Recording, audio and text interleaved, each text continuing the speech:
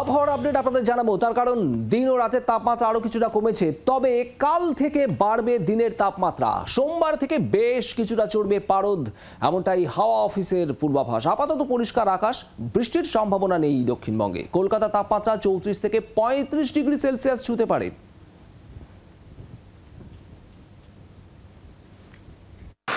বসন্তের মনোরম পরিবেশের খুব সম্ভবত আজই শেষ দিন। কাল থেকেই বাড়তে শুরু করবে তাপমাত্রা। সোমবারের মধ্যে তাপমাত্রা অনেকটাই বাড়বে এবং মঙ্গলবার থেকে তা চরচর করে অনেকটা বাড়বে। এক্ষেত্রে কলকাতার তাপমাত্রা আগামী মঙ্গল বুধবারের মধ্যে পৌঁছতে পারে 35-36-এর ঘরে।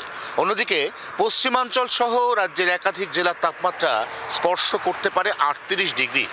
আলিপুর আবহাওয়া দপ্তর মনে করছে এই মুহূর্তে একমাত্র উত্তরবঙ্গের 4 জেলায় বিক্ষিপ্ত বৃষ্টি ছাড়া রাজ্যের আর কোথাও বৃষ্টির কোনো সম্ভাবনা নেই। কিন্তু সেক্ষেত্রে দোলযাত্রার আগেই তাপমাত্রা চরচর করে বাড়তে থাকায় এবারের বসন্ত উৎসব খুব সম্ভবত আর বসন্তের আমেজে হবে না, এমনটাই এখনো পর্যন্ত পূর্বাভাস আলিপুর আবহাওয়া দপ্তরের। 24 ঘন্টার জন্য ক্যামেরায় তরুণের সঙ্গে অয়ন, কলকাতা। বাংলার আওয়াজ, বাঙালির আবেগ, জি 24 ঘন্টা।